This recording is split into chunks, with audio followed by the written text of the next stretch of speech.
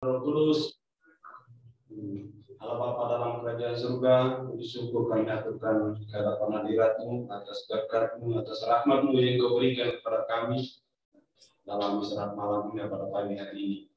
Bapa, kami mohon penyertaan-Mu dalam perkuliahan kami pada pagi hari ini hingga selesai nanti, agar boleh berjalan sesuai dengan kehendak. Engkau kami puji kini dan sepanjang masa. Amin.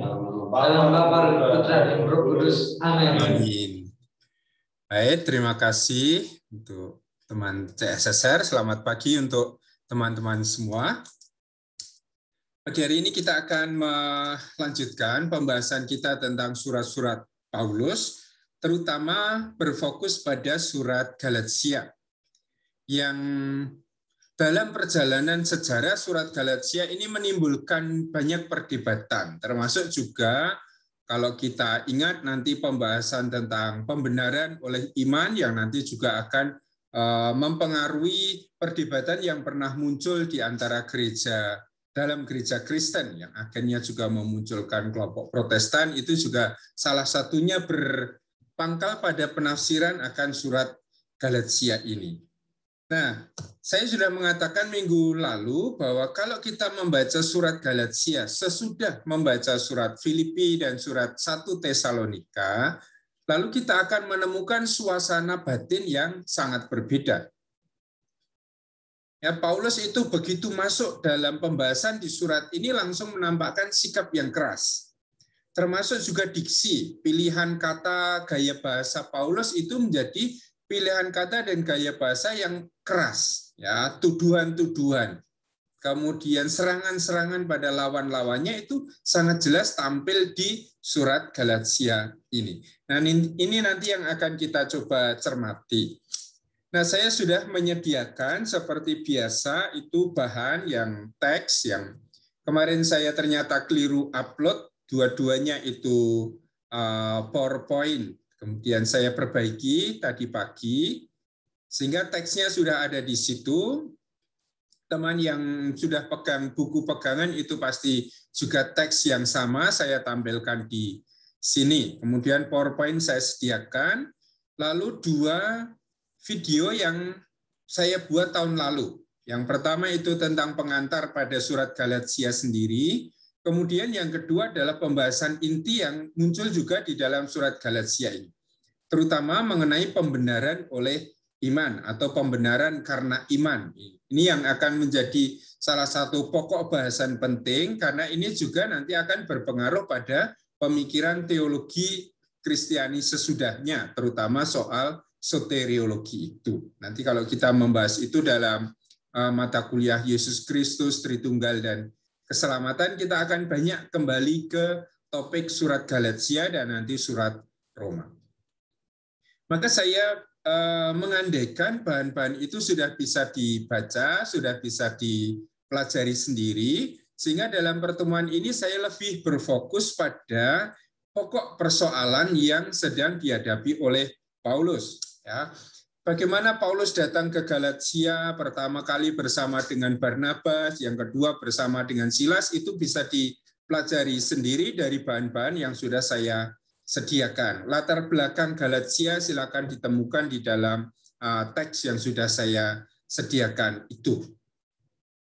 Nah, langsung kalau kita masuk dalam suratnya sendiri, kita sudah sangat memahami bahwa setiap surat Paulus itu pada dasarnya adalah surat argumentatif. Memang kesan argumentatif di dalam surat Filipi, di dalam surat 1 Tesalonika itu tipis, ya. Kecuali ketika Paulus itu bicara misalnya di Filipi tentang hendaklah kalian itu menaruh pikiran dan perasaan yang terdapat dalam Kristus. Lalu dia menjelaskan, punya argumentasinya. Tetapi argumentasi dalam artian strict yang ketat gitu ya, ada suatu premis atau hipotesis yang kemudian dibuktikan dengan bukti-buktinya, probasisnya itu memang tidak sangat tampak di dalam 1 Tesalonika dan di Filipi. Nah, sekarang ketika kita masuk ke Galatia, lalu unsur argumentatif itu menjadi sangat jelas. Mengapa unsur argumentatif ini sangat jelas? Karena memang sedang ada persoalan yang harus dijawab oleh Paulus. Ada persoalan berat, dogmatik maupun pastoral yang butuh tanggapan dari Paulus. Dan Paulus itu tidak menanggapi begitu saja. Kalau dia menanggapi suatu soal, pasti dia mengambil dasar-dasarnya. Nah, kali lalu saya mengatakan dasar pertama yang selalu diambil oleh Paulus selalu adalah kitab suci. Kalau dia berargumentasi, dasar argumentasinya itu adalah kitab suci. Dalam arti kitab suci Paulus itu kitab suci Perjanjian Lama. Dengan demikian ketika mau memecahkan persoalan, Paulus itu punya hipotesis. Atau kita menyebutnya nanti proposisi, tesisnya. Dan tesis ini selalu didukung dengan argumen-argumen yang kokoh, yang biasanya diambil dari kitab suci atau dari pengalaman hidup sehari-hari. Nah, ini nanti akan digunakan oleh Paulus, misalnya ketika Paulus itu dituduh, kamu bukan Rasul Yesus Kristus, maka Injil yang kamu wartakan juga bukan Injil Kristus, karena kamu bukan muridnya Yesus. Kamu kan dulu penganiaya jemaat. Kamu kan dulu yang memenjarakan orang-orang Kristen. Kamu kan dulu yang mau membinasakan iman akan Yesus ini. Kamu bukan muridnya Yesus. Kalau kamu bukan muridnya Yesus, seperti Paulus, seperti Yohanes, seperti Yakobus, berarti Injil yang kamu wartakan juga bukan Injil Yesus Kristus. Nah, ketika Paulus itu diserang, ya, identitas kerasulannya diserang, dan identitas Injilnya diserang, maka dia akan membela diri, berapologi.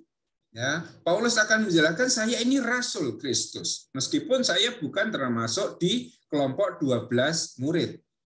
Injil yang saya beritakan ini adalah Injil Kristus, bukan Injil yang berasal dari diri saya sendiri, bukan Injil yang diberitakan kepada saya oleh orang lain.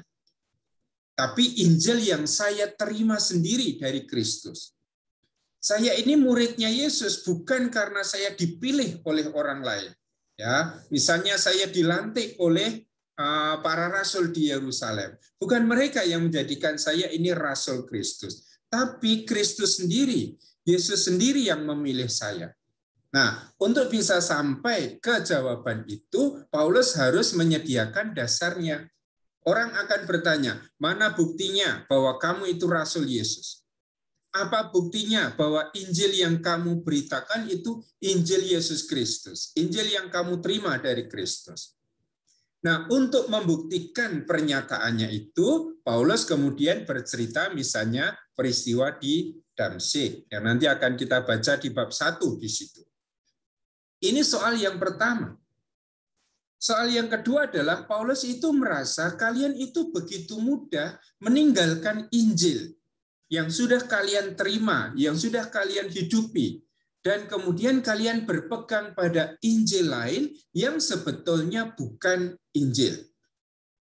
Jadi Paulus itu ada di dalam situasi dia geram, jengkel, marah, bahwa mereka itu begitu lekas berganti pegangan dari Injil yang dulu diberitakan oleh Paulus, berpegang pada Injil lain yang diberitakan oleh orang lain.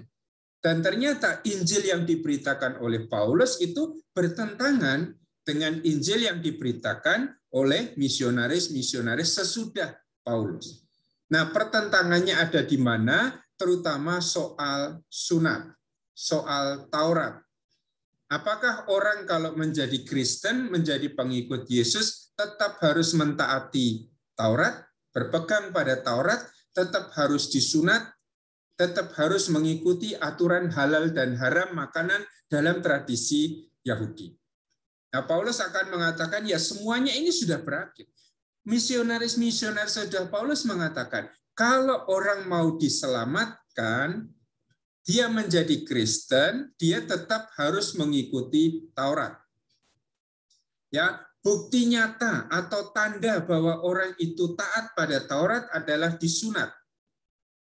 Sehingga nanti di dalam surat kepada jemaat di Galatia ini, sunat dan Taurat itu dua istilah yang seringkali digunakan menggantikan satu sama lain.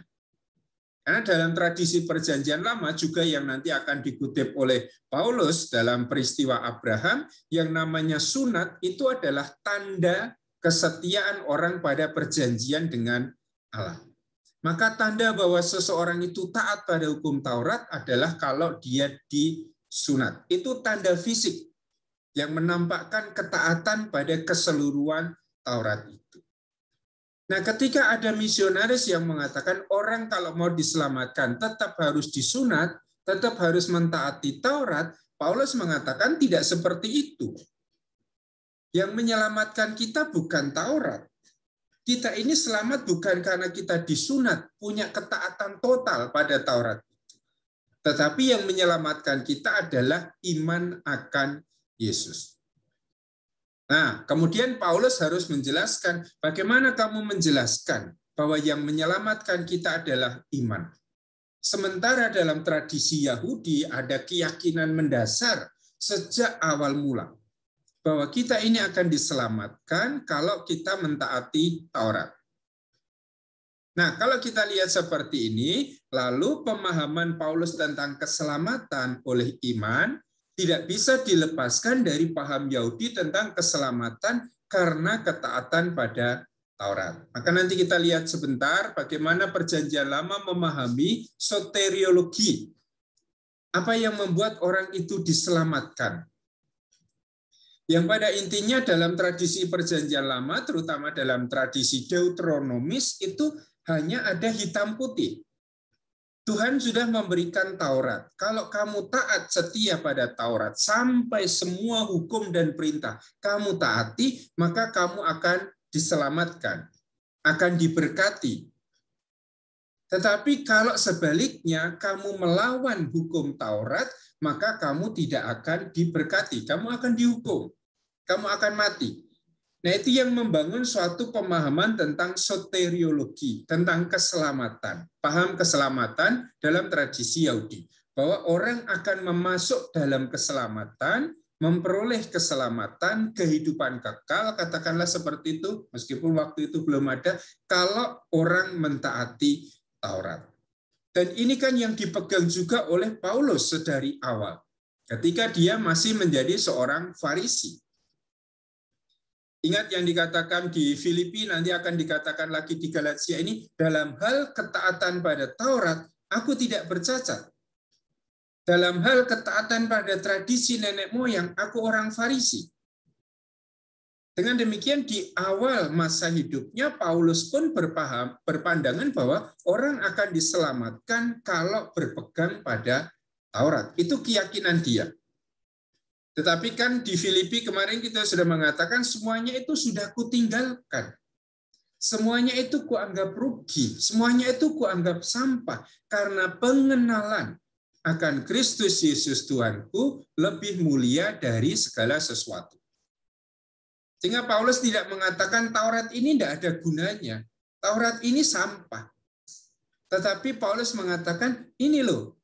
Pengenalan akan Kristus Yesus itu lebih mulia dari segala sesuatu. Yang semula kuanggap keuntungan, sekarang kuanggap rugi. Yang semula itu kubangga-banggakan, sekarang kuanggap sebagai sampah. Maka pertanyaan kita nanti adalah, apakah Paulus berarti kemudian mengesampingkan begitu saja Taurat, tradisi Yahudi, menganggap bahwa itu tidak berguna, tidak punya arti dalam hidupnya? Pasti nanti jawabannya tidak. Seperti kita bahas sekali lalu. Tetapi Paulus mencoba menempatkan Taurat ini dalam kerangka soteriologinya yang baru. Ya, Taurat ini memang sudah membimbing kita sampai pada saat kita mengenal Yesus. Nah, begitu kita mengenal Yesus, atau istilahnya Paulus, kita itu sampai pada masa akil balik, fungsi Taurat ini sudah berhenti. Peran hukum Taurat sebagai pembimbing ini berhenti. Sekarang kita maju, kita punya pembimbing yang baru, pedagogos yang baru, yaitu Kristus. Nah, disinilah Paulus kemudian punya paham bahwa yang menyelamatkan kita bukan hukum Taurat, tetapi yang menyelamatkan kita adalah iman akan Yesus. Pilihan kita untuk mengikuti Yesus. Nah, ini gambaran yang nanti perlu kita cermati kalau kita membaca surat kepada jemaat di Galatia ini. Nah, ini sebagai pengantar. Maka sekarang kita akan masuk dalam teksnya. Kita baca pelan-pelan di bagian awal sampai akhir. Saya minta tolong salah satu teman membaca ayat bab 1 ayat 1 sampai 5. Silakan. Saya mau. Ya, silakan. Salam dari Paulus, seorang rasul, bukan karena manusia, juga bukan oleh seorang manusia, melainkan oleh Yesus Kristus dan Allah Bapa yang telah membangkitkan Dia dari antara orang mati, dan dari semua saudara yang ada bersama-sama dengan aku, kepada jemaat-jemaat di Galatia. Kasih karunia menyertai kamu dan damai sejahtera dari Allah Bapa kita dan dari Tuhan Yesus Kristus yang telah menyerahkan dirinya karena dosa-dosa kita, untuk melepaskan kita dari dunia jahat yang sekarang ini menurut kehendak Allah dan Bapa kita. Baginya lah kemuliaan selama-lamanya. Amin. Nah, ini salam pembukaan atau pembukaan surat yang sudah umum kita temukan di dalam surat-surat Paulus. Ada alamat dari siapa kepada siapa. Kemudian ada salam pembuka yang di situ juga dinyatakan di ayat 3, kasih karunia dan seterusnya itu.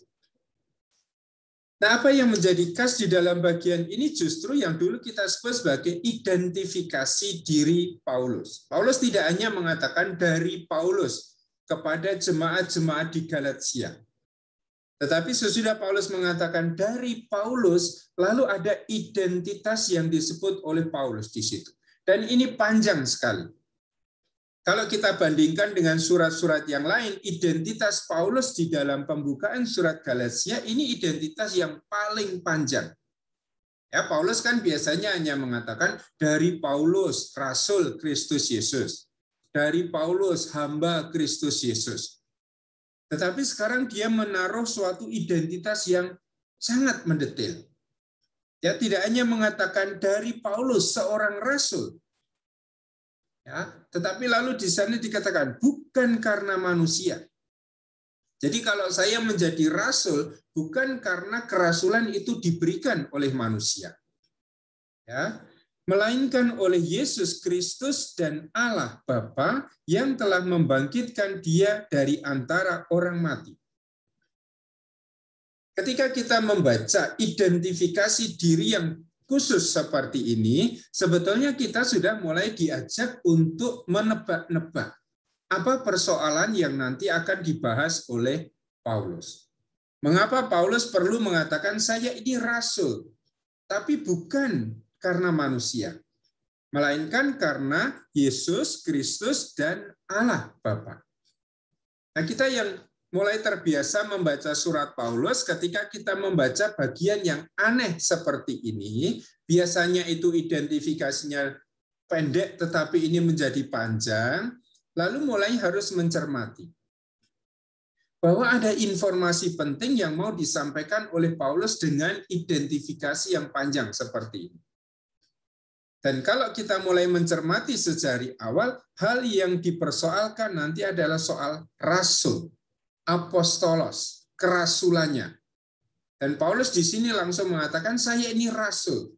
Bukan karena manusia, melainkan oleh Yesus Kristus dan Allah yang membangkitkan Dia dari antara orang mati.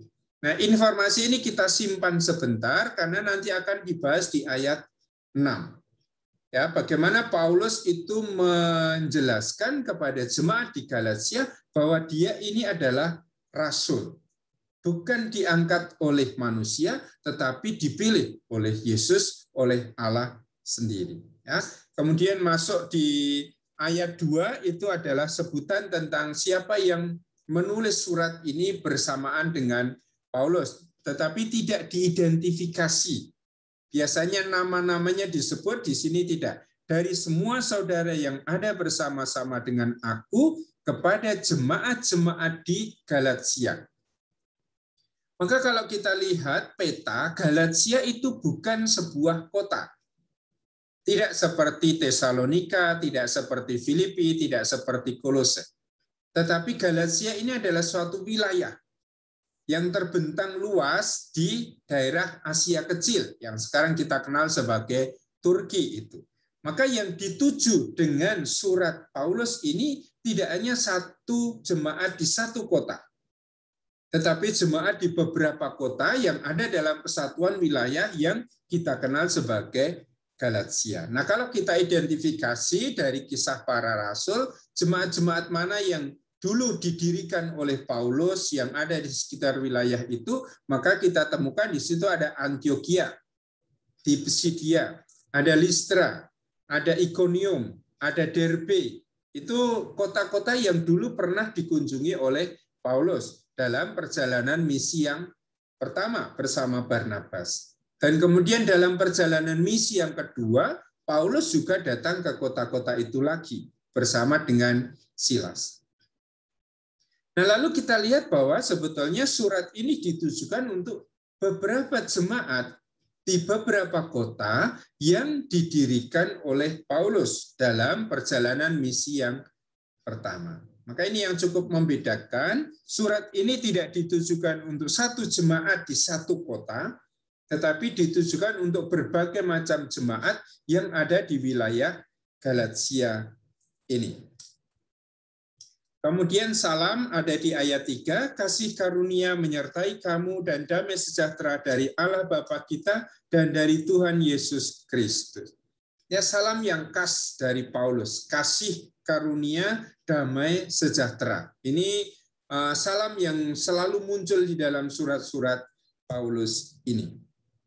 Yang telah menyerahkan dirinya karena dosa-dosa kita untuk melepaskan kita dari dunia yang jahat sekarang ini menurut kehendak Allah dan Bapa kita. Baginya lah kemuliaan selama-lamanya. Amin. Nah, kalau kita cermati pembukaan ini, tidak ada yang aneh. Ya, alamatnya dari siapa kepada siapa, salam. Yang cukup menarik perhatian kita hanya pada identifikasi diri Paulus yang panjang itu. Yang membuat kita mulai berpikir pasti ada sesuatu di sini. Kalau biasanya pendek sekarang panjang, aneh itu. Kalau biasanya ada sekarang tidak ada, aneh ini. Nah, justru apa yang aneh, apa yang berbeda dari kebiasaan inilah yang seringkali menandakan ada sesuatu yang khas. Ada sesuatu yang khusus yang perlu digali dari surat-surat Paulus ini. Ini soal pembukaannya, dari siapa kepada siapa, salam. Apakah ada pertanyaan untuk pembukaan di sini? Ya, perhatian utama kita sekarang ada pada bab 1 ayat 1. Bahwa Paulus menyatakan, saya ini rasul, bukan karena manusia, tetapi karena Yesus Kristus dan karena Allah Bapa kita. Apa yang nanti mau dijelaskan oleh Paulus tentang status kerasulannya ini. Oke, bagian pengantar pembukaan, apakah ada pertanyaan atau tanggapan lebih dahulu?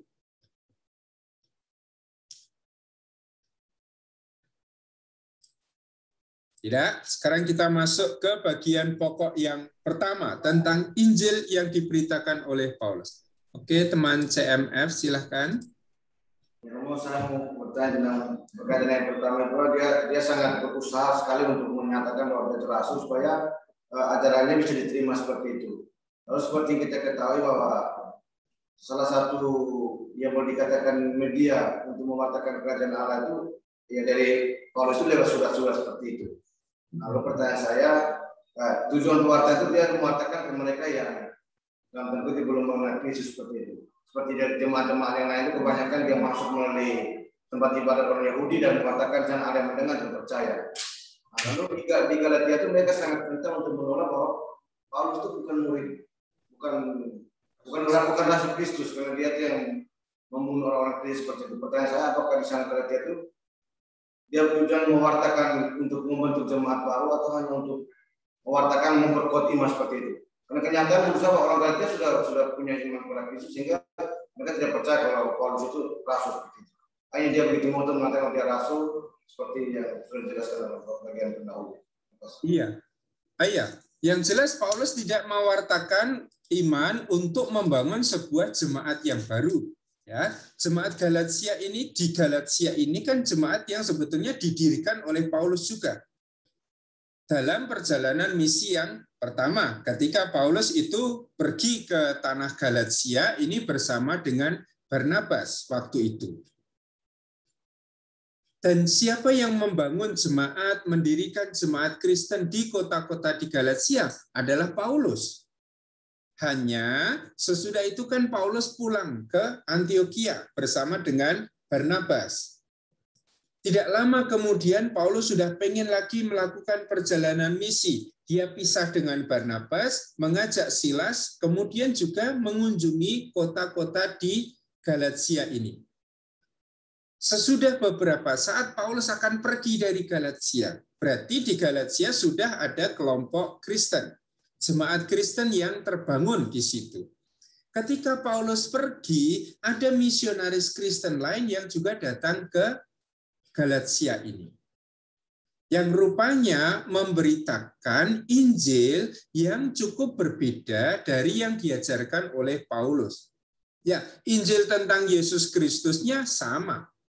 Tetapi karena dibawa oleh orang dari suatu kultur yang berbeda, dengan cara berpikir yang berbeda, maka lalu muncul juga perbedaan yang nyata. Ya, dan kita menganalisa kemudian nanti siapa sebetulnya lawan-lawan Paulus ini. Misionaris-misionaris yang oleh Paulus dianggap sebagai penyunat-penyunat palsu, guru-guru palsu itu. Dugaan sebagian besar peneliti mereka ini adalah orang-orang Kristen dari kelompok Yahudi. Maka mereka sudah menjadi Kristen tetapi masih berpegang erat pada tradisi Taurat, pada tradisi sunat. Nah, mereka inilah yang kemudian memberitakan Injil juga di Galatia, tempat yang sebetulnya sudah menerima berita Injil dari Paulus. Maka terjadilah ini pertentangan gagasan ini, termasuk di antara orang-orang Galatia. Karena sekarang orang-orang Kristen Galatia juga menganggap bahwa apa yang diajarkan oleh misionaris Kristen dari kelompok Yahudi ini benar. Bahwa kita, orang-orang bukan Yahudi yang menjadi pengikut Yesus, kalau mau diselamatkan, kita juga harus mentaati Taurat. Kita juga harus disunat. Nah, karena ada masalah inilah Paulus kemudian menuliskan suratnya. Nah, lalu tujuannya apa? Apakah untuk mendirikan jemaat Kristen yang baru? Tidak. Paulus tidak mau membangun suatu jemaat Kristen yang baru. Tapi Paulus mau mengingatkan orang-orang Galatia akan Injil yang dulu pernah kuberitakan kepada kalian. Injil yang dulu kalian sudah pegang teguh itu. Injil yang sudah membebaskan kamu. Nanti di bagian belakang. Injil yang sudah menjadikan kamu sebagai anak-anak Sarah. Anak-anak Sarah, bukan anak Hagar. Injil yang sudah membuat kamu hidup di dalam roh, bukan di dalam daging. Tetapi sekarang kamu justru berpegang pada Injil yang lain, yang diberitakan oleh para guru yang palsu ini, penyunat-penyunat palsu ini. Sehingga kamu semula sudah hidup dalam roh, sekarang kamu balik lagi hidup dalam daging. Dulu kamu sudah berpegang pada Injil yang kuberitakan, menjadi anak-anak orang merdeka, anak-anaknya Sarah, sekarang kamu malah menjadi anak-anaknya budak, anak-anaknya Hagar. Ya. Sehingga tujuan Paulus adalah memanggil kembali orang-orang Galatia yang sudah meninggalkan Injilnya supaya kembali ke Injil yang dulu diberitakan oleh Paulus. Ya, Paulus tidak mau mendirikan suatu jemaat yang baru. Ya, tetapi Paulus ingin membawa kembali orang-orang Galatia pada Injil yang dulu diberitakan. Nah, salah satu cara guru-guru palsu ini untuk menjatuhkan nama Paulus adalah dengan mengatakan Paulus itu kan bukan muridnya Yesus. Kalau Paulus bukan muridnya Yesus, Injil yang dia beritakan juga bukan Injilnya Yesus. Maka kita harus mengingat bahwa pada zaman itu guru-guru pun saling bersaingan satu sama lain. Ingat di dalam surat Filipi kemarin, ada banyak orang yang memberitakan Injil dengan maksud yang baik ataupun dengan kepentingan-kepentingan diri yang palsu. Artinya di antara para misionaris Kristen, di antara guru-guru Kristen ini pun kadang-kadang ada benturan satu sama lain. Di Antioquia itu jelas, ya, Paulus itu berbenturan dengan Petrus, berbenturan dengan kelompoknya Yakobus. Di dalam surat kepada jemaat di Korintus nanti akan kita lihat, guru-guru ini punya kelompok masing-masing, grup masing-masing. Murid-muridnya Paulus, murid-muridnya Kefas, murid-muridnya Kristus, murid-muridnya Apolos, dan masing-masing kelompok ini berbenturan satu sama lain. Dan situasi ini juga yang bisa kita lihat di Galatia. Jadi kalau guru itu saling bersaing, apalagi dalam kasana filosofis Yunani pada waktu itu, pasti akan menyerang orang itu. Gagasannya akan diserang supaya dia jatuh. Hanya kalau jatuh, guru ini akan mendapat nama. Dan ini yang juga terjadi. Maka ada orang yang mendiskreditkan Paulus supaya Paulus itu tidak lagi dipercaya, supaya Paulus itu jatuh namanya. Nah, salah satu jalan untuk mendiskreditkan Paulus adalah dengan mengatakan Paulus itu bukan muridnya Yesus. Paulus itu bukan rasul Kristus Yesus, seperti Kefa, seperti Yohanes, seperti Yakobus. Dan kalau dia itu bukan muridnya Yesus, berarti Injil yang dia beritakan bukan Injil Yesus Kristus. Nah, penjelasan tentang Injil Yesus Kristus ada di bab 1 ayat 6 sampai 10. Penjelasan tentang Paulus rasul itu mulai ayat 11. Ya, ketika Paulus menceritakan peristiwa Damsyik itu. Sehingga tujuan Paulus sekali lagi bukan untuk mendirikan jemaat yang baru, tetapi untuk menarik kembali jemaat yang sudah didirikannya untuk kembali berpegang pada Injil yang diberitakan oleh Paulus. Bahwa yang menyelamatkan kita bukan sunat, bukan Taurat, tetapi yang menyelamatkan kita adalah iman akan Yesus. Oke, apakah lebih jelas sekarang? Ya. Baik, terima kasih. Apakah ada yang lain?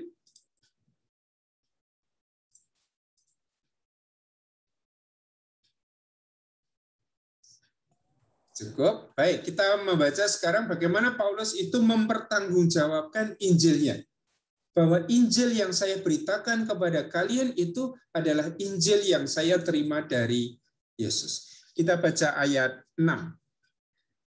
Siapa yang akan membacakan? Teman OCD atau CSSR? Silakan. CSSR. Oke. Hanya satu Injil. Aku heran bahwa kamu begitu lekas berbalik pada Dia yang oleh kasih karunia Kristus telah memanggil kamu dan mengikuti suatu Injil lain yang sebenarnya bukan Injil. Hanya ada orang yang mengacaukan kamu dan yang bermaksud untuk memutarbalikkan Injil Kristus. Tetapi sekalipun kami atau seseorang malaikat dari surga yang memberitakan kepada kamu suatu Injil yang berbeda dengan Injil yang telah kami beritakan kepadamu, terkutuklah dia. Seperti yang telah kami katakan dahulu, sekarang kukatakan sekali lagi, jikalau ada orang yang memberitakan kepadamu suatu Injil yang berbeda dengan apa yang telah kamu terima, terkutuklah dia. Jadi bagaimana sekarang? Adakah kucari kesukaan manusia atau kesukaan Allah? Adakah kucoba berkenan kepada manusia? Sekiranya aku masih mau mencoba berkenan kepada manusia, maka aku bukanlah hamba Kristus. Ya, tema yang dibahas di dalam ayat 6 sampai 10 ini jelas, yaitu soal Injil. Dan Paulus tidak sedang membicarakan Injil itu dalam situasi yang damai, yang tenang, yang Paulus bisa bicara dengan nyaman bersama dengan jemaat Galatia.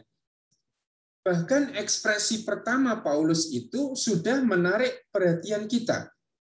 Ya, Paulus dari salam langsung mengatakan, aku heran, aku tidak bisa mengerti bahwa kamu begitu lekas berbalik daripada Dia yang oleh kasih karunia Kristus telah memanggil kamu dan mengikuti suatu Injil lain.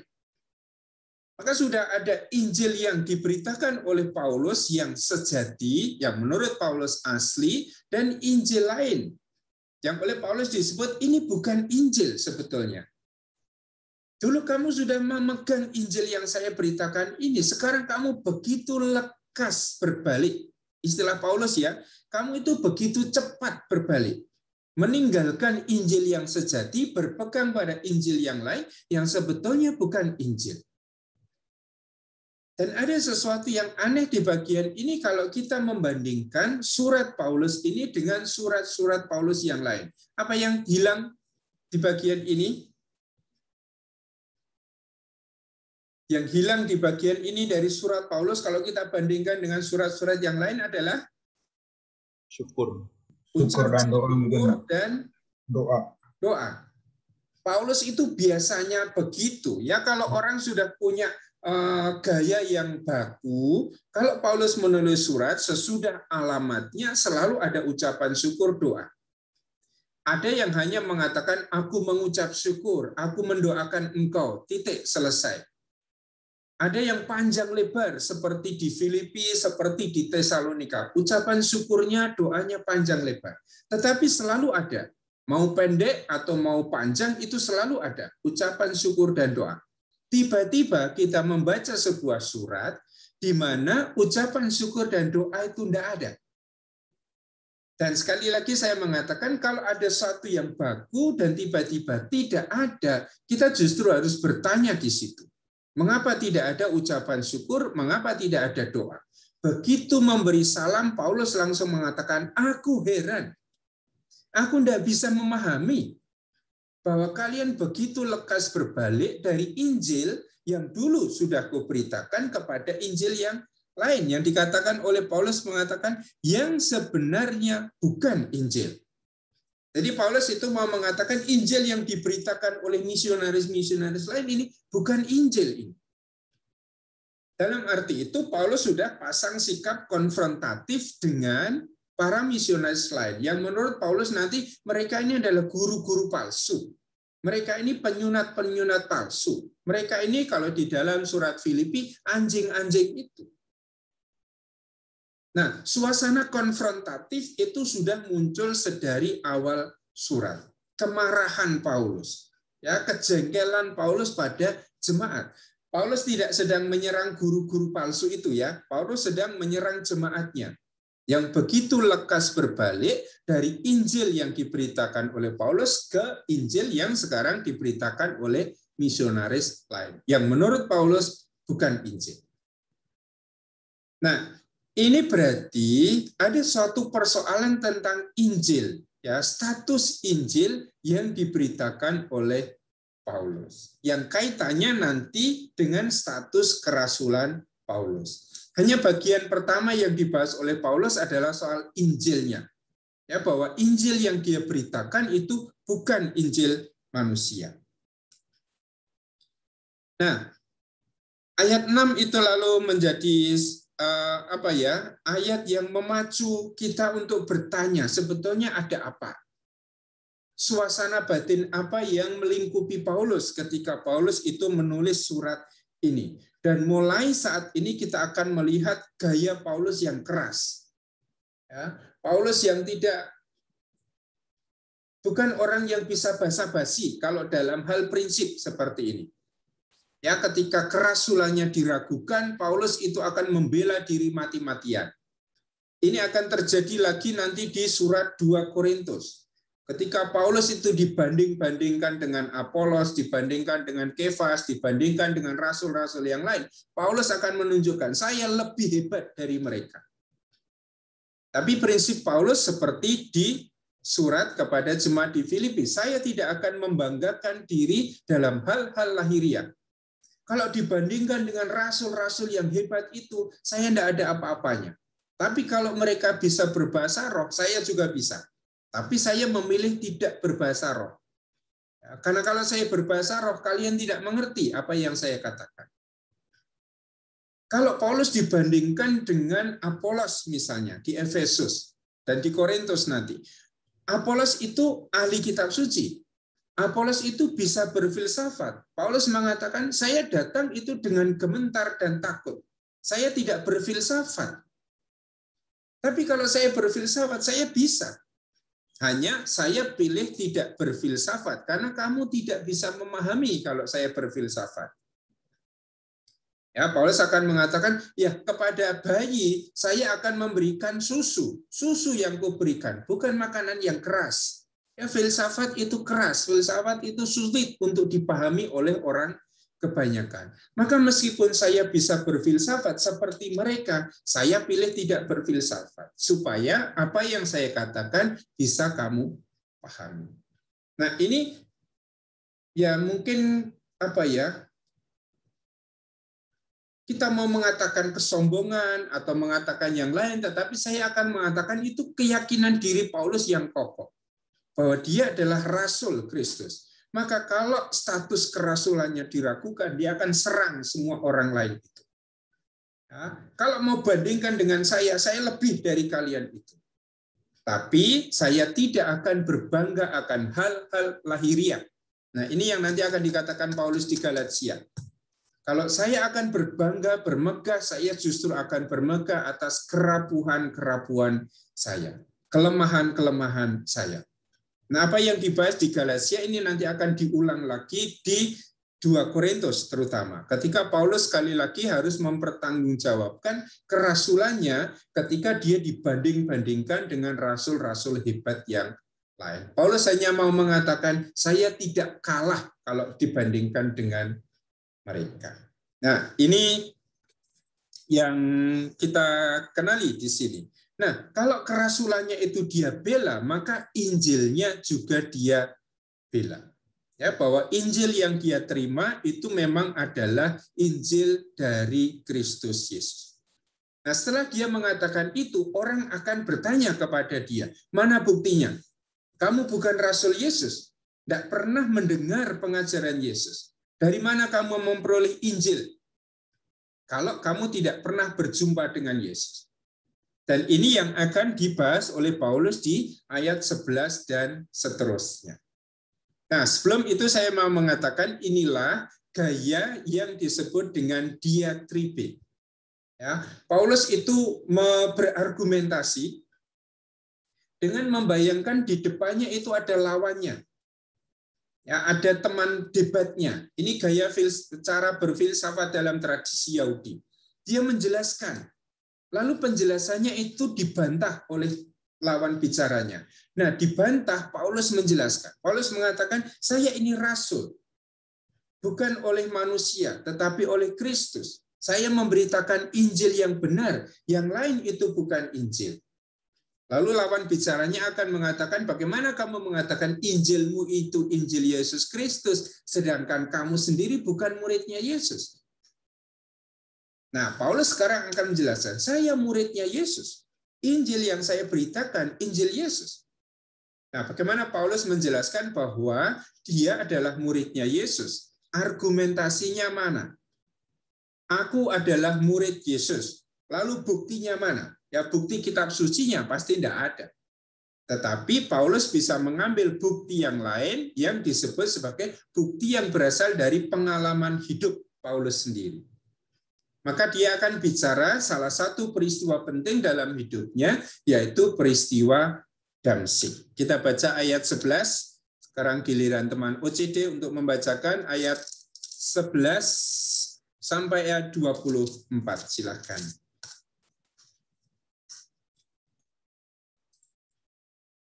Sebab aku menegaskan kepadamu, saudara-saudaraku, bahwa Injil yang kuberitakan itu bukanlah Injil manusia. Karena aku bukan menerimanya dari manusia, dan bukan manusia yang mengajarkannya kepadaku, tetapi aku menerimanya oleh pernyataan Yesus Kristus. Sebab kamu telah mendengar tentang hidupku dahulu dalam agama Yahudi. Tanpa batas aku menganiaya jemaat Allah dan berusaha membinasakannya. Dan di dalam agama Yahudi aku jauh lebih maju dari banyak teman yang sebaya dengan aku di antara bangsaku. Sebab orang yang sangat rajin memelihara adat, sebagai orang yang sangat rajin memelihara adat istiadat nenek moyangku. Tetapi waktu ia yang telah milih aku sejak kandungan ibuku dan memanggil aku oleh kasih karunia-Nya, berkenan menyatakan anaknya di dalam aku, supaya aku memberitakan dia di antara bangsa-bangsa bukan Yahudi. Maka sesaat pun aku tidak minta pertimbangan kepada manusia. Juga aku tidak pergi ke Yerusalem mendapatkan mereka yang telah menjadi rasul sebelum aku. Tetapi aku berangkat ke tanah Arab, dan dari situ kembali lagi ke Damsyik. Lalu 3 tahun kemudian aku pergi ke Yerusalem untuk mengunjungi Kefas, dan aku menumpang 15 hari di rumahnya. Tetapi aku tidak melihat seorang pun dari rasul-rasul yang lain kecuali Yakobus saudara Tuhan Yesus. Di hadapan Allah kutegaskan, apa yang kutuliskan kepadamu ini benar. Aku tidak berdusta. Kemudian aku pergi ke daerah-daerah Syria dan Kilikia. Tetapi rupaku tetap tidak dikenal oleh jemaat-jemaat Kristus di Yudea. Mereka hanya mendengar bahwa ia yang dahulu menganiaya mereka, sekarang memberitakan iman yang pernah hendak dibinasakannya. Dan mereka memuliakan Allah karena aku. Ya, ini cara Paulus untuk menjelaskan status Injil dan juga kerasulannya. Di dalam ayat 11 itu, sebab aku menegaskan kepadamu, saudara-saudaraku, bahwa Injil yang kuberitakan kepadamu itu, bukanlah Injil manusia. Ini yang kita kenal sebagai proposisi, tesis, pernyataan singkat yang memuat inti argumentasi Paulus. Injil yang kuberitakan kepadamu itu bukanlah Injil manusia. Nah, latar belakangnya tadi, ya, ada orang yang mengatakan atau misionaris-misionaris Kristen yang mengatakan atau menuduh Injil yang kamu beritakan itu kamu peroleh bukan dari Kristus. Injil yang kamu beritakan itu kamu peroleh dari dirimu sendiri. Atau paling tidak Injil yang kamu beritakan itu kamu peroleh dari orang lain.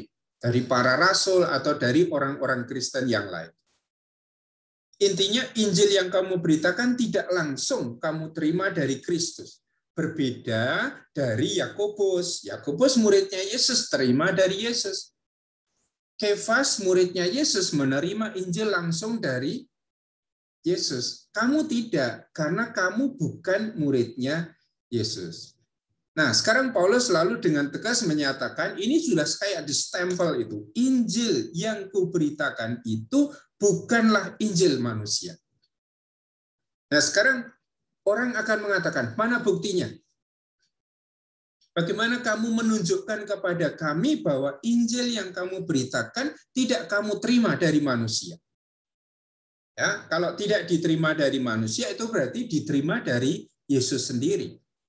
Nah, ini gaya yang selalu akan kuat di dalam surat Galatia, gaya percakapan di mana Paulus itu sedang berapologi, membela dirinya, membela Injilnya. Maka baik kalau kita membaca surat argumentatif seperti surat Galatia, kita bayangkan Paulus itu omong di depan lawan bicaranya, yang setiap saat itu akan menyerang Paulus. Mana buktinya? Coba buktikan kepada kami bahwa Injil yang kamu beritakan itu tidak berasal dari manusia. Nah, Paulus menjawab, karena aku bukan menerimanya dari manusia dan bukan manusia yang mengajarkannya kepadaku, tetapi aku menerimanya oleh penyataan Kristus. Artinya, kalau saya memberitakan Injil tentang Yesus Kristus, Injil yang saya beritakan tidak saya dengar dari orang lain. Misalnya orang lain itu siapa? Para rasul di Yerusalem. Jadi bukan para rasul yang memberitakan Injil kepada saya dan kemudian saya beritakan kepada kalian. Kalau saya menjadi rasul bukan karena mereka itu mengangkat saya atau melantik saya menjadi rasul. Bukan mereka, bukan manusia yang menjadikan saya ini rasul. Di pembukaan tadi, seorang rasul bukan karena manusia, melainkan oleh Yesus Kristus dan Allah Bapa. Sehingga di bagian awal ini Paulus sudah mengatakan status saya sebagai rasul tidak berasal dari manusia, tetapi berasal dari Yesus. Injil yang saya beritakan tidak saya terima dari manusia, tetapi saya terima dari Yesus sendiri, tetapi aku menerimanya oleh penyataan Yesus Kristus. Nah, sekarang Paulus lalu akan membuat flashback untuk membuktikan bahwa dia tidak menerima Injil itu dari para rasul yang lain. Nah, flashback-nya apa? Lalu dia mengisahkan, sebab kamu telah mendengar tentang hidupku dahulu dalam agama Yahudi. Tanpa batas aku menganiaya jemaat Allah dan berusaha membinasakannya. Maka kalau Paulus itu berusaha untuk membinasakan jemaat, berarti Paulus itu juga berusaha untuk membinasakan para rasul itu. Nah, bagaimana mungkin mereka justru mengajarkan tentang Yesus kepada Paulus, sementara saya mengejar-ngejar mereka? Sementara saya mau menangkap dan memenjarakan mereka. Mereka mulai lari dari Yerusalem itu karena saya. Bagaimana kamu menuduh bahwa saya mendapatkan Injil ini dari para rasul, sedang waktu itu saya mengejar-ngejar mereka? Nah, ini berarti Paulus flashback ya, bahwa dia adalah seorang penganiaya jemaat dan berusaha untuk membinasakannya. Dan di dalam agama Yahudi aku jauh lebih maju dari banyak teman sebaya dengan aku di antara bangsaku sebagai orang yang sangat rajin memelihara adat istiadat nenek moyangku. Ini Paulus berarti bicara tentang siapa dirinya sebagai seorang Yahudi. Saya ini adalah orang yang taat pada Taurat. Dalam hal mentaati Taurat, mana tadi? Lebih maju dari banyak teman yang sebaya dengan aku di antara bangsaku sebagai orang yang sangat rajin memelihara adat istiadat nenek moyang. Maka ada ketaatan pada Taurat, ada pegangan pada adat istiadat nenek moyang karena dia seorang Farisi. Tetapi waktu ia yang telah memilih aku sejak kandungan ibuku dan memanggil aku oleh karena kasih karunia-Nya berkenan menyatakan anaknya di dalam aku, supaya aku memberitakan dia di antara bangsa-bangsa bukan Yahudi, maka sesaat pun aku tidak minta pertimbangan kepada manusia. Nah, dengan cara ini Paulus mengatakan, saya tidak mendengar berita Injil itu dari para rasul. Saya dengar dari Allah sendiri. Ya. Dari di ayat 15, berkenan menyatakan anaknya di dalam aku. Maka Injil yang dia beritakan tentang Yesus Kristus itu berasal dari mana? Dari dia yang menyatakan anaknya di dalam aku. Dan begitu Paulus itu mendapat penampakan di Damsyik, merasa diutus untuk memberitakan Injil, maka sesaat pun aku tidak minta pertimbangan kepada manusia. Tidak datang kepada para rasul memberitahu, oh Yesus menampakkan diri kepada saya, mengutus saya memberitakan namanya kepada bangsa-bangsa bukan Yahudi. Paulus mengatakan, sesaat pun aku tidak minta pertimbangan kepada manusia. Tidak pergi ke Yerusalem untuk menjumpai para rasul itu. Bahkan sesudah melakukan perjalanan misi beberapa tahun, Paulus kembali ke Yerusalem tidak menemukan siapapun kecuali Yakobus. Maka dengan cara itu Paulus hanya mengatakan, lihat, Injil yang kuberitakan itu tidak kudengar dari para rasul. Karena sejak awal saya menganiaya mereka. Saya ingin membinasakan iman Kristiani. Sesudah saya berangkat ke tanah misi memberitakan Injil, saya kembali ke Yerusalem, saya hanya berjumpa dengan Yakobus. Dan saya tidak mendengar berita tentang Injil itu dari mereka. Tapi saya menerima Injil itu dari Allah sendiri yang berkenan menyatakan anaknya di dalam aku. Ini cara Paulus untuk menjelaskan bahwa Injil yang saya terima itu bukanlah Injil manusia. Bukan Injil yang saya dengar dari para rasul, bukan Injil karangan saya sendiri. Tetapi Injil yang dinyatakan oleh Allah yang berkenan menyatakan anaknya kepadaku. Maka ini beberapa hal yang dikatakan oleh Paulus untuk mengatakan bahwa saya ini tidak menerima Injil ini dari para rasul. Ketika saya diutus untuk memberitakan Injil, saya tidak minta pertimbangan, tidak minta nasihat, tidak minta izin dari para rasul yang lain. Begitu saya diutus memberitakan anaknya, memberitakan Yesus, saat itu juga aku langsung pergi ke tanah Arab. Ya, di situ. Di ayat berapa? Ya, tetapi aku berangkat ke tanah Arab, ayat 17 akhir, dan dari situ kembali lagi ke Damsyik. Lalu 3 tahun kemudian, aku pergi ke Yerusalem untuk mengunjungi Kefas, dan aku menumpang 15 hari di rumahnya. Aku tidak melihat rasul yang lain selain Yakobus. Dengan demikian Paulus mengatakan, lihat, saya tidak menerima Injil dari para rasul, tetapi saya menerima Injil dari Yesus. Saya muridnya Yesus. Dan kalau ditanya lagi kapan kamu bertemu dengan Yesus, Paulus akan kembali lagi ke peristiwa Damsyik. Maka ayat 15, 16 itu referensinya ke peristiwa Damsyik. Yang di dalam kisah para rasul 3 kali dikisahkan itu adalah peristiwa pewahyuan. Ketika Allah mewahyukan anaknya, ketika Yesus sendiri mengutus Paulus itu pergi memberitakan namanya kepada bangsa-bangsa bukan Yahudi. Baik, saya berhenti sebentar, Frater Tiro. Romo, saya dalam membaca dan membayangkan itu, apakah bisa dikatakan bahwa cara berteologinya Paulus membuka jalan untuk inkulturasi begitu ya, karena dia membedakan adat istiadat dan Injil gitu. Jadi maksudnya apa bisa diartikan bahwa dengan menjadi orang Yahudi yang baik bisa menghayati iman dengan lebih baik lagi sehingga bisa membedakan gitu. Dan kalau misalnya begitu kan berarti menjadi orang Romawi yang baik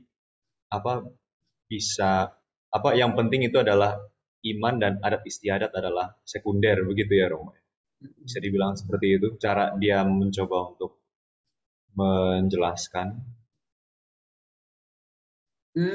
Kalau di penjelasan di Galatia malah tidak sekunder.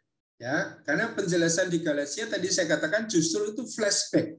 Mulai dari ayat 13 itu adalah flashback Paulus tentang peristiwa hidupnya dahulu sebelum dia menjadi misionaris Kristen, bahwa dia adalah penganiaya jemaat. Dan mengapa dia menganiaya jemaat ini bukan karena alasan-alasan religius yang rendahan, tetapi alasan karena ketaatan pada Taurat itu. Maka ini pegangan utama di dalam tradisi Yahudi selalu adalah Taurat. Nah, yang sekunder itu adalah yang di sini disebut adat istiadat nenek moyang. Tetapi ini bukan soal kultur, bukan soal budaya, bukan soal bahasa, bukan soal kesenian. Tetapi adat istiadat yang dimaksud di sini adalah aturan-aturan yang dibuat oleh nenek moyang. Maka disebut sebagai tradisi nenek moyang. Apa yang diteruskan oleh nenek moyang untuk melengkapi atau menjelaskan apa yang belum jelas di dalam hukum Taurat. Ya, jadi selain berpegang pada Taurat, orang Farisi seperti Paulus itu juga berpegang pada adat istiadat nenek moyang. Tetapi yang dimaksud dengan adat istiadat ini adalah tradisi, ya, tradisi penafsiran atas kitab suci. Contohnya yang paling jelas itu misalnya pada hari Sabat, hormatilah hari Sabat. Itu ada di dalam Taurat, 10 perintah Allah. Cara menghormati hari Sabat adalah dengan tidak bekerja pada hari Sabat. Lalu orang-orang Farisi ini akan membuat penafsiran. Loh, ada sekian banyak hal yang harus kita buat pada hari Sabat. Pekerjaan apa saja yang dilarang pada hari Sabat? Maka mereka membuat daftar pekerjaan yang tidak boleh dilakukan pada hari Sabat. Nah, ini adalah tradisi. Daftar berapa? 39 atau berapa pekerjaan yang dilarang dilakukan pada hari Sabat. Sehingga Taurat itu selalu menjadi pegangan utama. Yang kedua ini adalah tradisi nenek moyang atau adat istiadat. Sehingga apakah Paulus itu terbuka pada inkulturasi dalam bagian ini tidak tampak. Ya, tetapi bahwa nanti Paulus itu menggunakan tradisi setempat untuk upaya pemberitaan Injil, kita akan melihat di beberapa tempat seperti itu. Ya, contoh yang paling jelas itu ketika Paulus masuk ke kota Athena. Dan begitu dia masuk ke kota Athena, di sepanjang jalan, di kanan kiri jalan, itu selalu dia lihat ada kuil-kuil. Setiap kuil itu dipersembahkan kepada dewa tertentu. Kuil dewa Zeus, kuil dewa Hermes, kuil dewi Aquila, ya, kuil dewi Tekla misalnya, selalu ada namanya. Tetapi Paulus melihat ada satu kuil di mana ada tertulis di situ untuk Allah yang tidak kami kenal. Nah, Paulus menggunakan kuil inilah untuk memberitakan Injil kepada orang-orang di Athena. Oh, saya sangat kagum bahwa kalian itu begitu saleh menyembah dewa-dewa ini. Dan saya melihat di situ ada satu kuil dengan tulisan untuk Allah yang tidak kami kenal. Nah, Allah yang tidak kalian kenal itulah yang saya beritakan kepadamu. Berarti Paulus masuk ke orang-orang Athena dengan apa yang mereka miliki dalam kultur mereka. Menyembah Allah yang tidak dikenal itu. Nah, kalau dalam arti ini, Paulus itu kadang-kadang memanfaatkan satu bagian budaya tertentu dalam masyarakat setempat untuk masuk ke situ. Paulus itu misalnya di Korintus itu bekerja sebagai pembuat tenda.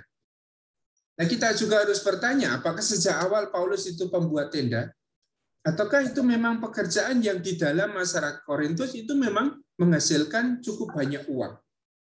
Ya, maka Paulus masuk selalu lewat juga kultur mereka itu. Sehingga pertanyaan Frater Tiro tadi yang pertama, apakah Paulus itu cukup terbuka pada inkulturasi? Kalau di dalam surat kepada jemaat di Galatia, hal itu tidak sangat kelihatan. Ya, tetapi kalau dari praktek hidup Paulus selanjutnya, di mana dia memanfaatkan gambar tertentu, figur tertentu, atau filsafat tertentu di dalam masyarakat Yunani, itu Paulus memang menggunakan itu. Ya, Paulus berusaha masuk dalam cara hidup, cara berpikir orang Filipi, yang kemarin saya katakan, selalu berusaha untuk mencari posisi yang paling atas. Dan Paulus sadar ini, mereka itu selalu pengen mencari yang paling atas. Dan Paulus itu menunjukkan cara untuk mencapai kemuliaan tertinggi bukan dengan menempatkan diri satu di atas yang lain, tetapi justru dengan merendahkan diri seperti Yesus. Nah, ajaran kenosis itu hanya bisa kita pahami kalau kita tempatkan dalam kultur masyarakat Romawi yang suka mencari posisi di atas yang lain untuk menunjukkan kemuliaan. Tapi kalau di Galatia memang kaitannya dengan kultur, dengan budaya itu memang tidak kelihatan, karena yang dimaksud dengan adat istiadat di sini itu adalah soal tradisi para rabi, tradisi nenek moyang, ajaran-ajaran yang dibuat oleh orang-orang Farisi untuk melengkapi Taurat. Nah, apa yang belum jelas di dalam Taurat dijelaskan dalam tradisi nenek moyang ini. Sehingga ini isinya sebetulnya adalah penafsiran atas Taurat. Kalau nanti membaca yang namanya tradisi para rabi, itu selalu akan dikatakan. Rabi Akiba mengatakan ini. Rabi Yoel mengatakan ini. Rabi yang lain mengatakan ini. Nah, ini yang disebut sebagai tradisi para rabi, tradisi nenek moyang. Jadi bukan soal kultur, bukan soal lagu-lagu, musik, atau soal pakaian, tetapi ini soal pengajaran iman. Dan siapa yang punya tradisi nenek moyang, ini khusus adalah orang-orang Farisi. Saulus itu adalah salah satu dari mereka. Jadi maksud saya itu yang ditekankan oleh Paulus itu jangan terlalu berpatok pada tafsiran Taurat begitu, iya, yang sedikit kayak dipaksakan terhadap orang-orang yang datang dari adat istiadat yang berbeda, begitu. Iya, betul. Ya, karena itu nanti dasarnya pasti ada pada Konsili Yerusalem. Di ayat yang akan kita baca, bab 2 itu, bab 2 Galatia ini sebetulnya cerita tentang peristiwa di Konsili Yerusalem, sidang Yerusalem. Yang situasinya adalah Injil ini sekarang dibawa keluar dari wilayah Palestina, keluar dari wilayah Israel. Ketika yang menjadi orang Kristen adalah orang Israel, orang Palestina, mereka sudah biasa dengan sunat, tidak ada masalah. Jadi orang Kristen disunat, kami sudah biasa. Menjadi orang Kristen tidak makan babi, lah kami sudah biasa. Tapi sekarang iman Kristiani dibawa keluar dari wilayah Palestina ke wilayah Yunani. Orang Yunani tidak punya tradisi sunat. Orang Yunani biasa makan babi karena itu makanan sehari-hari. Nah, misionaris Kristen dari Palestina ini kemudian datang ke Galatia mengatakan kalau kamu mau diselamatkan, kamu harus seperti kami, mentaati Taurat. Nah, Paulus itu mengatakan tidak. Nah, sesudah itu lalu ada perdebatan tentu saja antara kelompok Kristen Palestina, Yahudi, dan kelompok Kristen di luar Yahudi. Sehingga Paulus dan Barnabas lalu diutus oleh jemaat di Antiokhia ke Yerusalem untuk mengadakan sidang di Yerusalem. Dan disepakati di sana bahwa orang-orang Kristen dari luar kelompok Yahudi tidak diwajibkan sunat. Jadi ini kelompok Paulus menang dalam arti itu. Tidak memaksa orang-orang non-Yahudi untuk disunat. Tidak memaksa orang-orang non-Yahudi untuk mentaati Taurat. Karena mereka tidak kenal Taurat, mereka tidak kenal sunat. Nah, ini yang disepakati di sidang para rasul di Yerusalem. Maka saya kira di situ dalam arti Paulus memang membawa iman Kristiani keluar wilayah Palestina. Sehingga juga harus ada penyesuaian-penyesuaian seperti itu. Oke, jadi kalau yang Frater Tiro maksud adalah Paulus juga membawa ke suatu kultur yang berbeda, yang lain, sehingga kultur yang lama itu perlu juga ditinggalkan, ya memang itu yang dibuat oleh Paulus. Baik, masih ada satu lagi, kalau ada pertanyaan atau tanggapan lebih dahulu.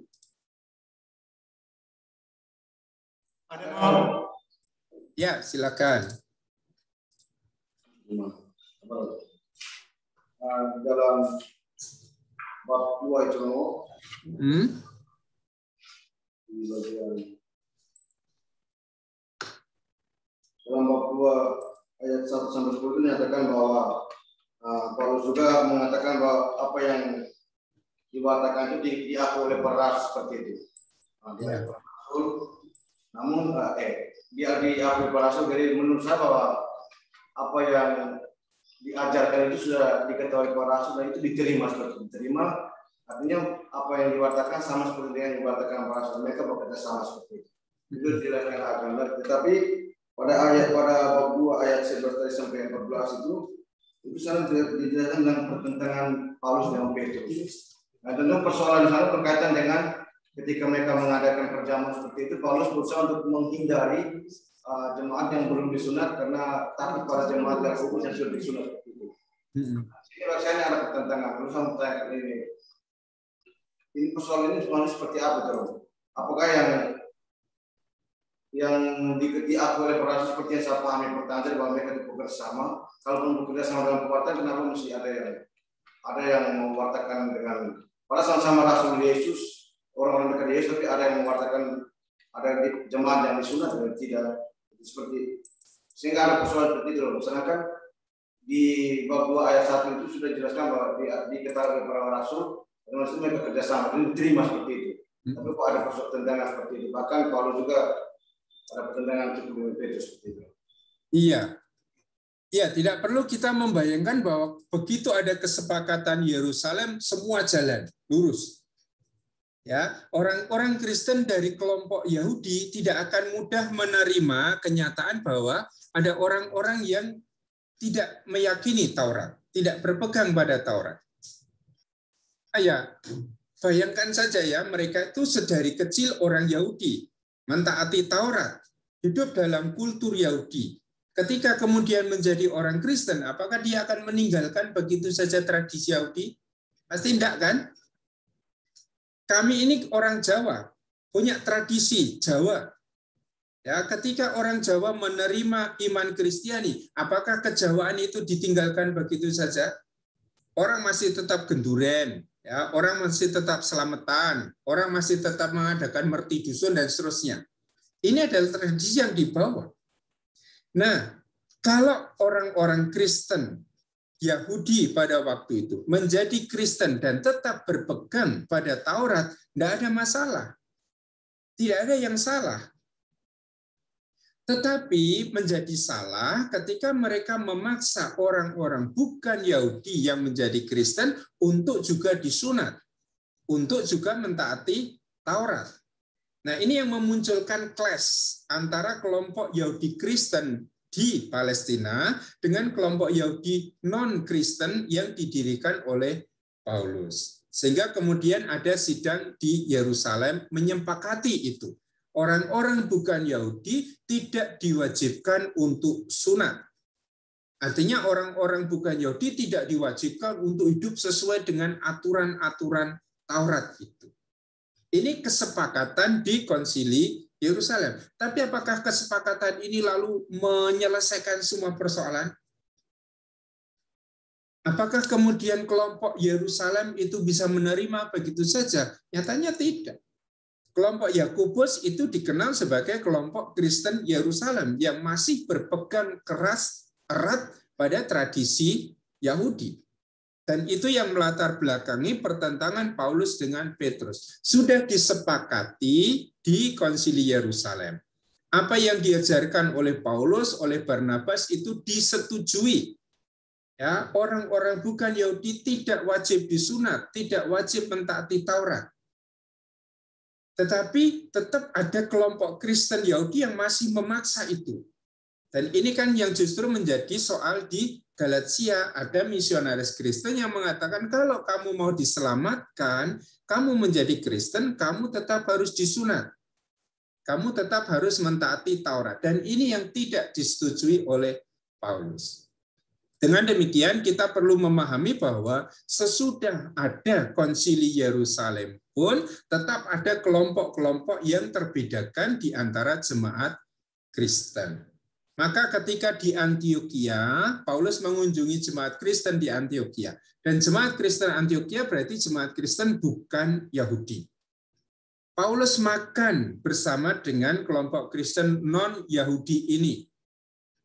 Ya, tetapi ketika kemudian datang kelompok Kristen dari kelompoknya Yakobus, dari Yerusalem, kelompok Kristen Yahudi, lalu Petrus ini takut.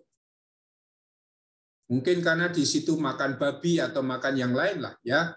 Maka Petrus kemudian meninggalkan perjamuan makan ini. Karena takut pada kelompok Yahudi. Nah, ini yang diserang oleh Paulus. Loh, bukankah kita sudah sepakat di Yerusalem? Mereka yang berasal dari kelompok non-Yahudi tidak harus mentaati Taurat, termasuk aturan halal dan haram makanan. Tidak usah dipersoalkan mereka makan babi atau makan apapun. Karena tidak ada aturan itu dalam tradisi mereka. Maka ketika Paulus lihat kemudian Petrus itu meninggalkan kelompok Yahudi Antioquia ini, kelompok Kristen Antioquia, kelompok non-Yahudi ini, itu membuat Paulus itu marah. Ya, ayat 11. Tetapi waktu Kefas datang ke Antioquia, aku berterang-terang menentangnya, sebab ia salah.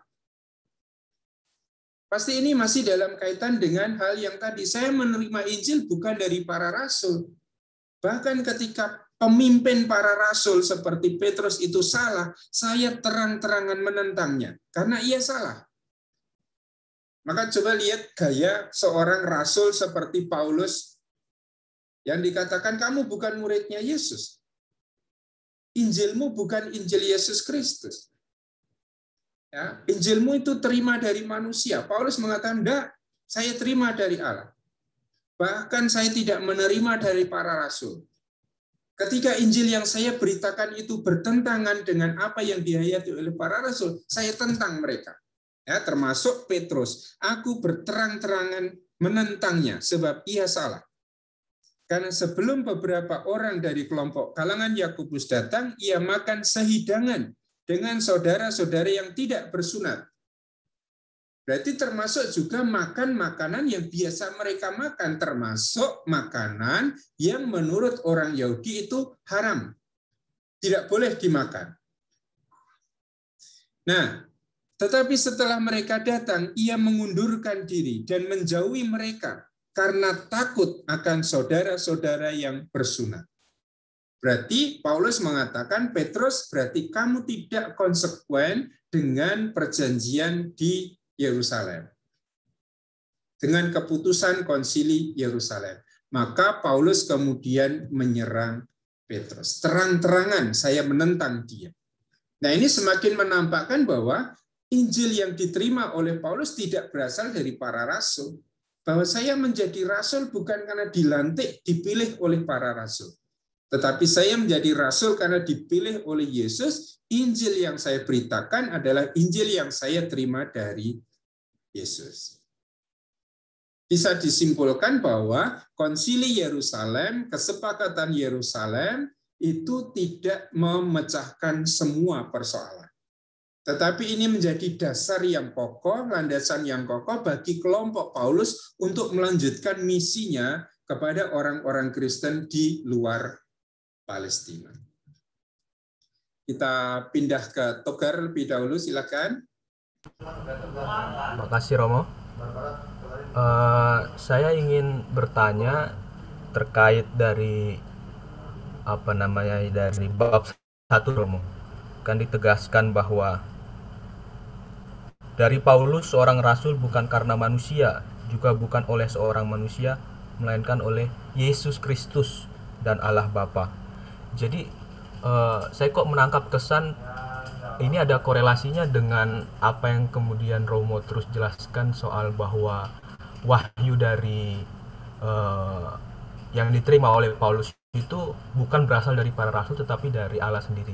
Tapi kemudian juga kok saya menangkap korelasinya dengan yang Romo jelaskan dalam video itu soal paham pembenaran karena iman atau justifikasi, yang kemudian disebutkan dasar Paulus itu Allah yang menciptakan, juga yang menyelenggarakan ciptaan dan memberi janji keselamatan. Kemudian dalam akhir video Romo sempat mengatakan tentang pembenaran karena iman ini bahwa diandaikan lewat perumpamaan seorang hakim itu Romo, bahwa hakim mengatakan kamu pada akhirnya benar tapi sebenarnya kamu itu berbuat salah.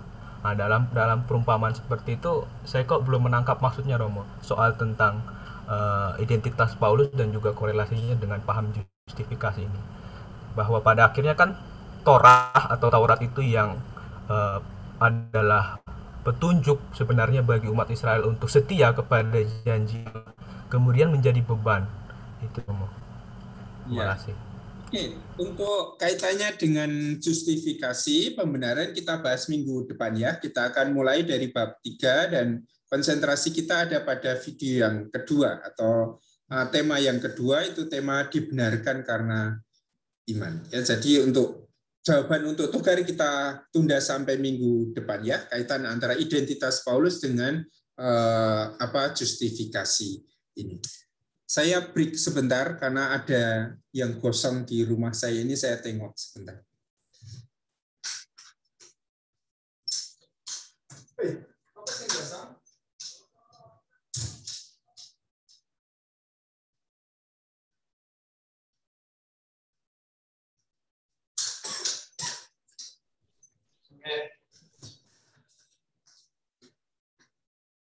Maaf, ternyata rotinya Romo Dedit ada di microwave dan terbakar. Maka kamar saya ini bau terbakar ini. Baik, CSSR, silakan.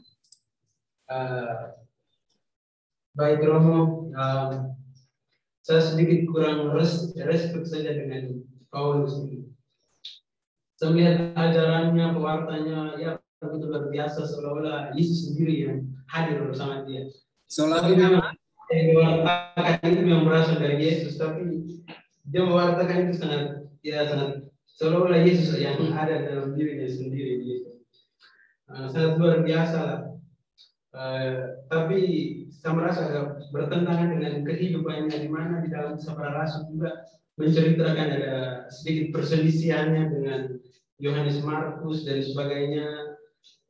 Di situ saya merasa bahwa kenapa ajarannya itu melenceng dengan tingkah lakunya. Begitu saja. Yang kamu pikirkan melenceng di mana? Ada contoh yang bisa kamu lihat? Mengajarkan tentang mengajar tentang jemaat untuk melakukan kebaikan dan sebagainya, tetapi dia sendiri hal-hal kecil seperti berdamai dengan Yohanes Markus saat ada perselisihan kecil. Dia Yohanes Markus, Paulus dan Barnabas itu yang ada permasalahan sedikit waktu kalau tidak salah perjalanan misi kedua ya, mau ke Pamfilia kalau tidak salah itu ada sedikit bukan ke Pamfilia yang saat bermisi Paulus sendiri ke Pamfilia dengan Barnabas itu sepertinya Yohanes Markus itu tidak ikut, dan dari masalah itu sehingga pada perjalanan kedua itu ada perselisihan antara mereka berdua di dalam kalau tidak salah dalam kisah para rasul bab 15 itu ada perselisihan sehingga membuat saya tidak respect itu. Iya, Paulus itu mengajarkan supaya jemaat hidup sehati sepikir, seperasaan. Tetapi ketika ada konflik, dia marah besar seperti itu. Konflik dengan soal Yohanes Markus, dia tolak Yohanes Markus. Soal ini masih membuat dia harus berpisah dari Barnabas. Ya, dengan Petrus di Antiokhia bertengkar lagi. Dengan jemaat di Galatia bertengkar lagi. Tapi ingat, apa yang menurut kita itu soal yang sepele, bagi Paulus itu ternyata soal yang sangat prinsip. Ya, mengapa dia menolak Yohanes Markus? Tidak boleh lagi ikut. Dia menyatakan apa? Orang yang sudah meninggalkan kita dalam pemberitaan Injil tidak pantas mengikuti kita. Artinya apa? Orang yang sedari awal itu bersama dengan Barnabas, bersama dengan Paulus memberitakan Injil, kita tidak tahu apa yang terjadi di sana. Sehingga Yohanes Markus itu pulang.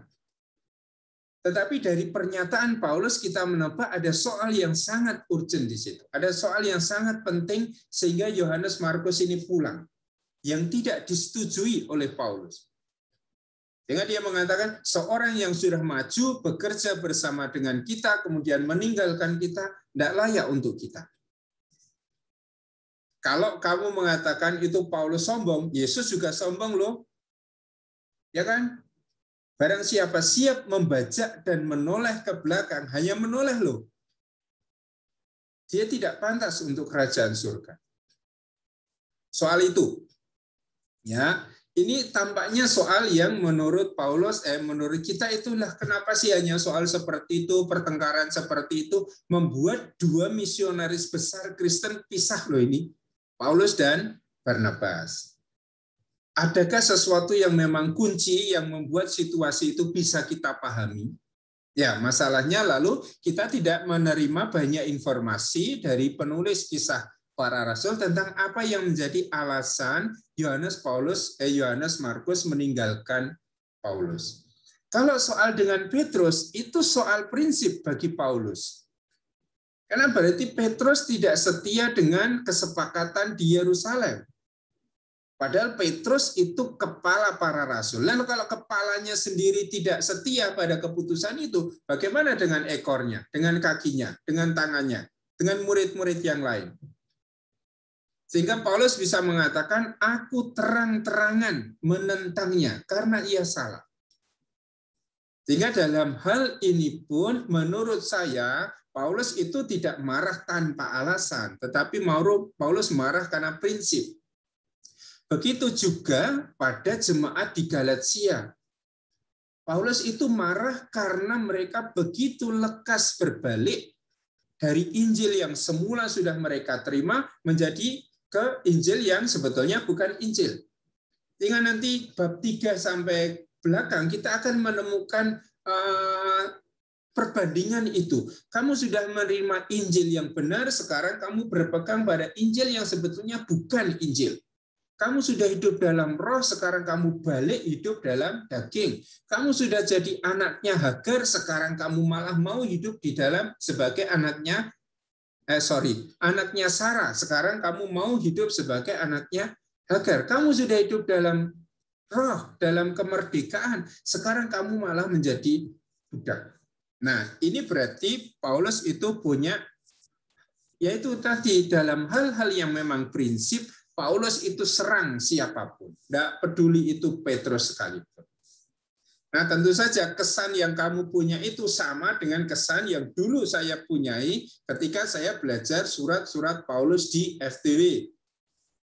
Kesan pertama tentang Paulus akan seperti itu. Orang yang sombong, orang yang sedikit konflik marah, orang yang kemudian senang berbenturan dengan orang yang lain, membanding-bandingkan dengan orang.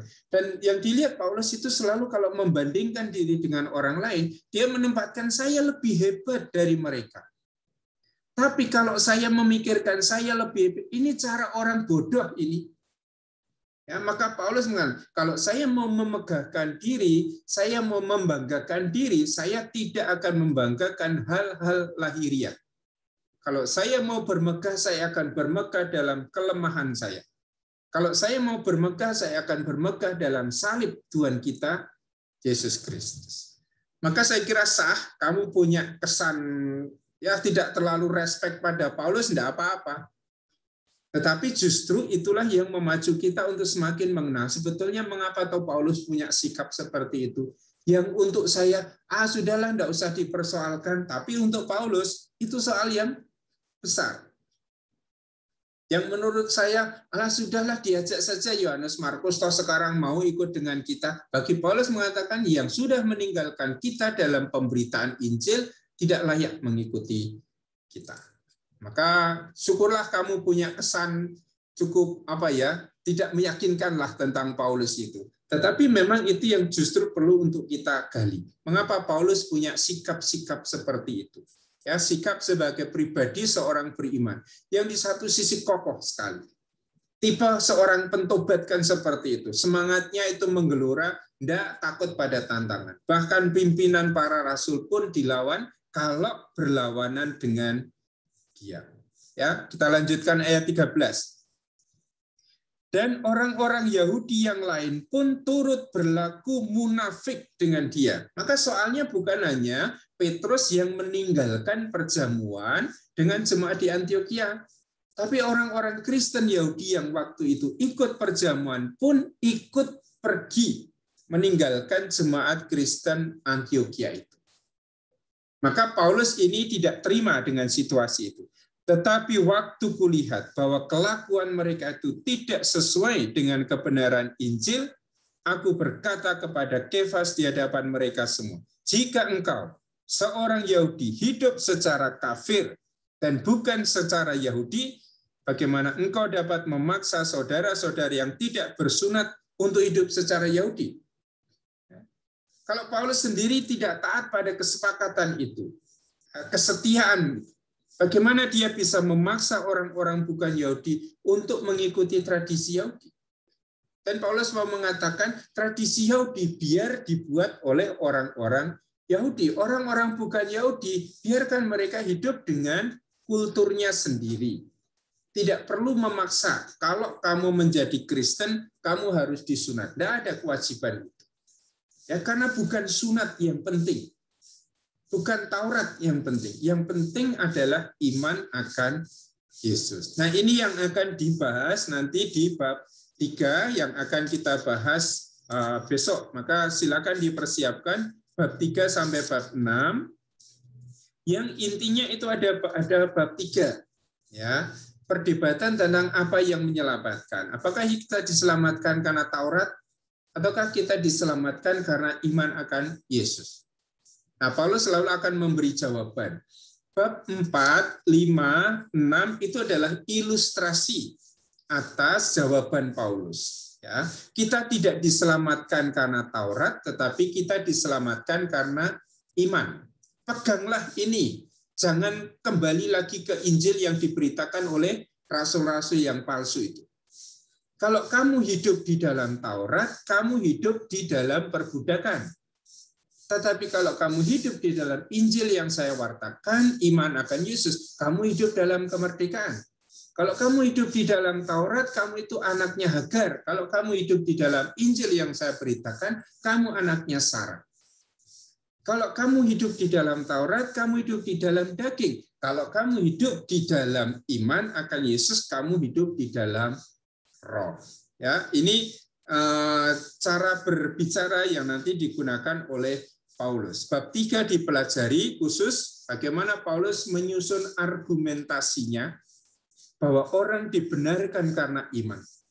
Ya, ambil teks kitab suci di situ yang diambil oleh Paulus, terutama dari teks Kejadian bab 15 sampai 17.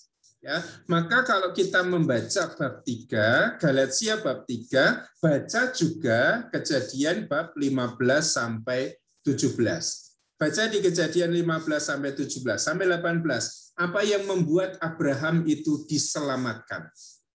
Apakah Abraham itu diselamatkan karena sunat, ataukah Abraham itu diselamatkan karena iman akan Allah? Dan teks Kejadian itulah yang akan dijadikan sebagai dasar oleh Paulus, bukti oleh Paulus untuk membuktikan bahwa kita diselamatkan karena iman, bukan karena Taurat. Kalau orang tidak percaya, Paulus hanya akan mengatakan, baca itu kitab suci, lihat pengalaman Abraham, Bapak di dalam iman itu, dia diselamatkan karena sunat, atau dia diselamatkan karena Taurat. Nah, kalau orang Yahudi berdebat, dan dasar kitab sucinya sudah ketemu, selesai perdebatan itu. Karena yang utama adalah apa yang ditampilkan dalam kitab suci. Nah, dengan demikian Paulus sebetulnya juga sedang menafsirkan kitab suci. Dia menjawab itu dengan dasar kitab suci. Nah, itu yang kita siapkan nanti di bab 3 sampai bab 6. Nah, untuk surat Galatia saya kira kita butuh 2 minggu karena itu memang pembahasan yang sangat penting. Apa yang sudah kita bahas besok, terutama tentang pembenaran karena iman, akan dibahas lagi di surat Roma. Persis sama. Maka nanti kalau kita membahas surat Roma, bagian itu sudah kita hilangkan karena apa yang ditulis di Roma itu sebetulnya mengulang apa yang ditulis oleh Paulus di Galatia. Sehingga kita bisa menghemat waktu, tidak mengulang pembahasan yang sama di 2 surat yang berbeda. Baik, terima kasih. Kita sudah melakukan pertemuan 1,5 jam. Saya kira kita akan mencukupkan pertemuan kita di sini. Lalu silakan teman-teman sambil mempersiapkan bab 3 sampai bab 6 dari surat Galatia ini supaya minggu depan kita punya lebih banyak waktu, kesempatan untuk sharing, pemahaman, bertanya jawab lebih lanjut. Dan saya mengurangi waktu, jatah waktu untuk menjelaskan karena saya sudah menyediakan juga di video yang saya siapkan itu. Baik teman-teman, terima kasih untuk pertemuan kita pada pagi hari ini. Kita bertemu kembali hari Selasa yang akan datang. Mari kita akhiri pertemuan kita dengan tanda kemenangan Kristus dalam nama Bapa dan Putra dan Roh Kudus. Amin. Terima kasih. Sampai bertemu kembali. Terima kasih.